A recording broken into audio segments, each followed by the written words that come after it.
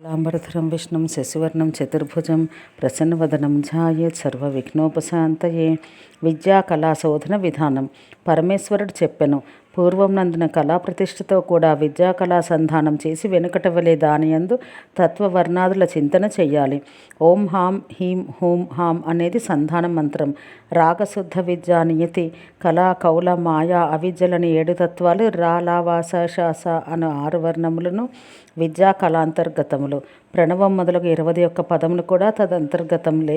ఓం నమ శివాయ సర్వప్రభవే శివాయ ఈశానమూర్తినే తత్పురుష వక్త్రాయ అఘోర హృదయాయ వాసుదేవ గుహ్యాయ సద్యోజాతమూర్తయే. ఓం నమో నమః గుహ్యాతి గుహ్యాయ గోప్త్రే అనిధానాయ సర్వయోగాధికృతాయ సర్వయోగాధిపాయ జ్యోతిరూపాయ పరమేశ్వరాయ అచేతన అచేతన వ్యోమన్ వ్యోమన్ అని 21 పదములు.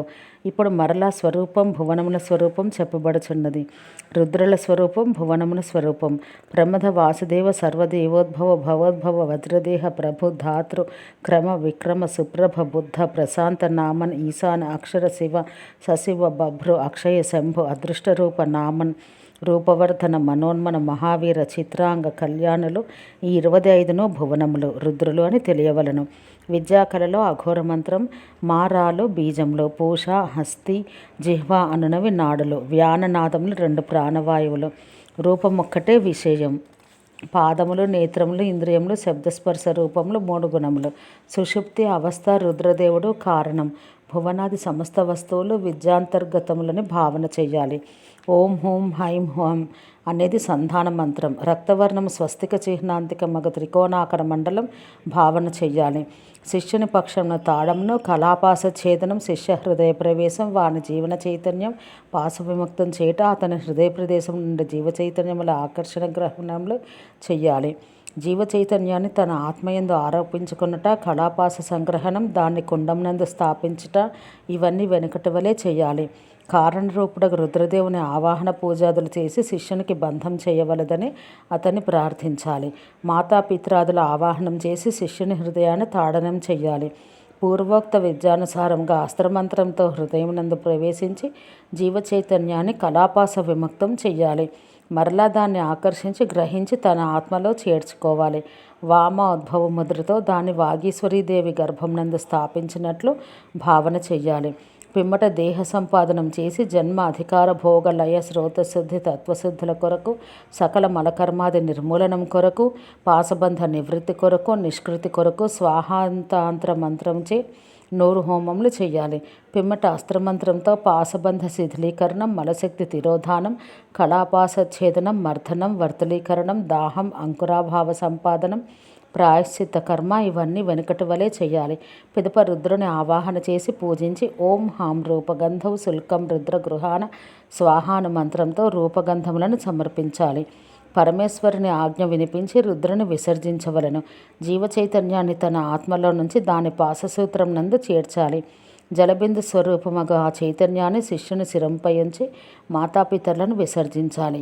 సకల విధి సంపూర్తి కొరకు పూర్ణాహుతి చెయ్యాలి. విద్యలో తాడనాది క్రియలన్నీ పూర్వోక్త విధానానుసారమే చెయ్యాలి. అంతలోనూ దానికి సంబంధించిన బీజాలు ఉపయోగించడం ఒక్కటే భేదం.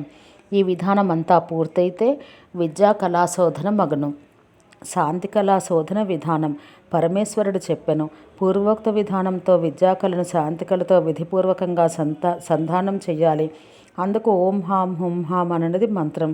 శాంతి కళలో ఈశ్వరుడు సదాశివుడు అని 2 తత్వములు ఇమిడి ఉన్నవి. దీని వర్ణములు హకార క్షకారములు. భువనాలలో సమాన నామధేయములు గల రుద్రులు.